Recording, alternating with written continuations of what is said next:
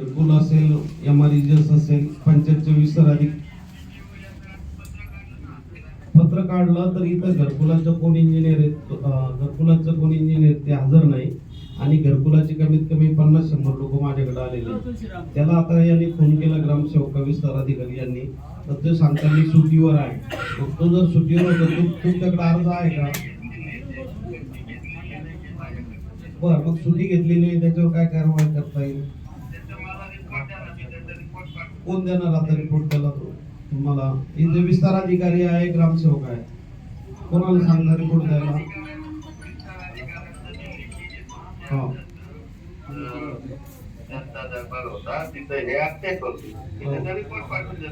दुसरा मुद्दा, आता तिथं मतसागर म्हणून काम करतं आपल्याकडे तालुका लेवलचं, त्यांना 1-10 मिनिटं लागतील यायला, त्यांना पाठवून दिलं तरी थोडंसं समाधान होईल. लोकांचा विषय असा आहे, 90 लोकांचे घरकुल आलेले आहे, म्हणजे जवळपास 200-250ची यादी खंडाळ्यामध्ये, पण 90 लोकांचे काहींचे हप्तेच पडले नाही, सुरुवातच होत नाही.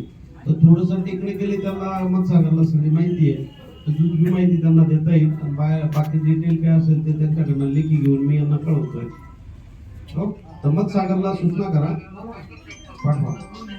हा, 1 तासात मी त्यांना मोकळं करतो. 1 तासात त्यांना म्हणा लॅपटॉप घेऊन ये, हा, किंवा जी काय माहिती त्याला बऱ्यापैकी माहिती आहे नावानुसार पाठवा.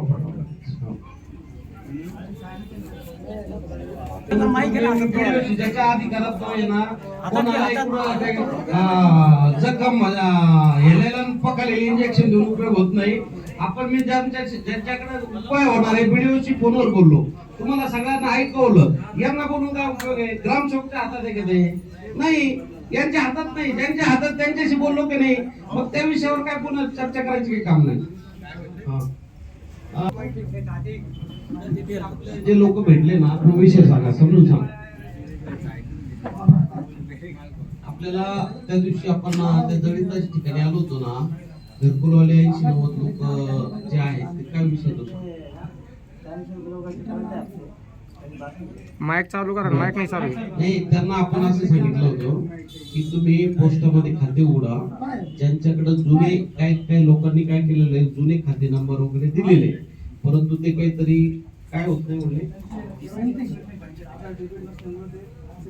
हा, तर त्यांना आपण अशी सूचना दिली होती की आपण सेपरेट पोस्टामध्ये खाते उघडा 2 दिवसामध्ये, आणि 2 दिवसात खाते उघडून ते सगळे घेऊन तुम्ही वैजापूरला या असं बोललो होतो आपण. त्याला झाले 15 दिवस.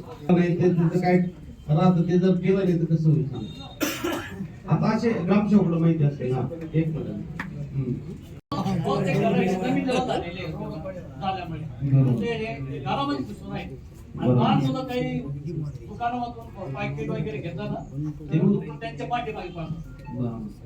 काय करता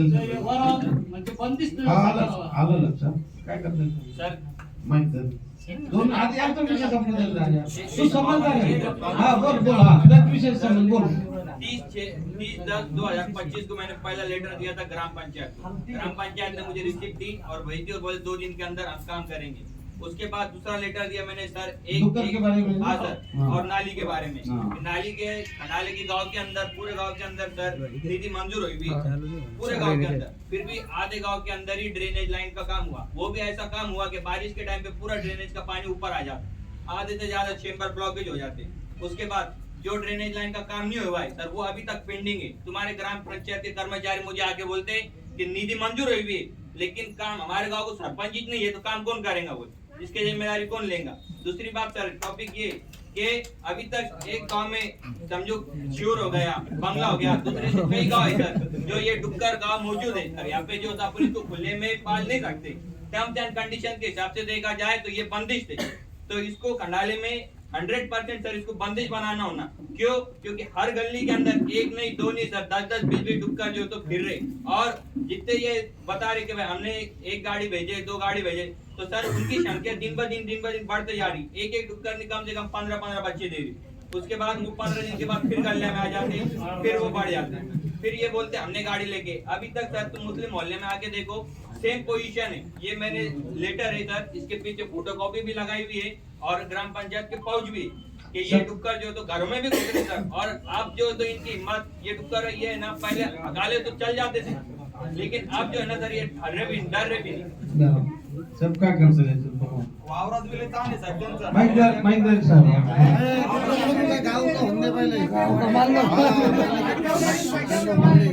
त्याच्यामध्ये काय झालं, दरवेळेस आपण त्या लोकांना बोलवतो बरं का? त्या लोकांना बोलवतो त्यांनी फक्त त्यावेळेस गाडी आणल्या भाज्या, पण त्याचं उत्पादन तेवढं फास्ट होतं. आता ते मुक्त करायचं म्हणलं ना, त्याला वरिष्ठ त्यांचीच मदत लागणार आहे काहीतरी. हे काय करता येईल सोल्युशन, म्हणजे आपल्याला काय करता येईल, पर्याय काय करता येईल? वरिष्ठ स्तरावर समजा ग्रामपंचायतच्या आता त्यांना मी चौकशी केली, त्यांना जागा आहे तिकडे कुठं स्वतःचे ज्यांचे डुकराचे मालक आहे त्यांचे स्वतः त्यांनी गायरान काढलेले, बरोबर आहे ना? तर त्यांनी तिकडं करायला पाहिजे. नाही, एक मिनिट थांब. दोन मिनिट थांब. बोलताना हे बघा, हा जनता दरबार आहे, इथं तुम्ही अतिरेकी बोलायचं काही कारण नाही. ग्रामपंचायत दबे लवकर, आता ग्रामपंचायत अस्तित्वात नाही, इथं फक्त एकच माणूस आहे. आणि तुम्हाला जे पंचायतच्या लोकांनी उत्तर दिलं ना, सध्या सरपंच नाही, मी सुरुवातीला सांगितलं की त्यांचे अधिकार आता ग्रामसेवक म्हणून आहे. 2 रुपयाच्या पत्रावर सही करायची तर पहिलं ग्रामपंचायत सरपंच आणि ग्रामसेवकाचं अकाउंट होतं. आता ते अकाउंटच बंद झालेलं आहे, म्हणजे पैसे खात्यात जमा असूनही ते खर्च करता येत नाही. ही परिस्थिती 2 महिन्यापासून सुरू आहे. त्याच्यात लवकर 15 दिवसात तोडगा निघेल. त्याच्यामुळं ग्रामपंचायत जरी निवडून रमजान में भी पूरे टाइम पे जो तो लाइट थी, तो ये तो सब्सटेंशन में कौन सा काम चालू है जो अभी तक कंप्लीट नहीं हो रहा? साहेब, आता प्रत्येक फिडरची लाईट किती वेळेला ट्रिप करावी, कधी काम करावं, त्याचे काही आपल्याला गाईडलाईन दिलेली नाही. गाईडलाईन अशा अर्थानं म्हणतो, समजा तुम्ही एकाच फिडरवर तुम्ही 4-4 वेळेला तुम्ही त्याला बंद करत असाल, दररोज बंद करत असाल, तर ते काही उचित नाही.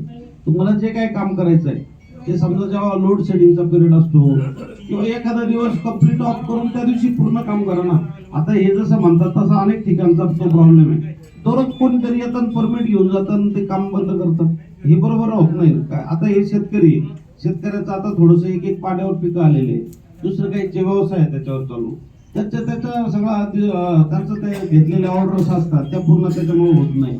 आणि म्हणून त्याचं फीडर ऐड करो जिससे गांव को समस्या नहीं होगी। एक ही फीडर के ऊपर सर सारे गांव का लोड डाल दे भाई, उसकी वजह से बार बार ट्रिपिंग आएंगी, ट्रिपिंग आने की वजह से पूरे गांव में लाइट चल जाती है। कभी कभी इमरजेंसी काम होने की वजह से लाइट की वजह से काम भी नहीं होता। दुसरा मुद्दा आपण एक हाती घेतला आहे. आपल्या वैजापूर तालुक्यामध्ये 133 केवी केंद्र एकच आहे आणि सगळ्या वैजापूर तालुक्याचा भार त्याच्यावर होता आतापर्यंत. त्यामुळं जर प्रत्येक सबस्टेशन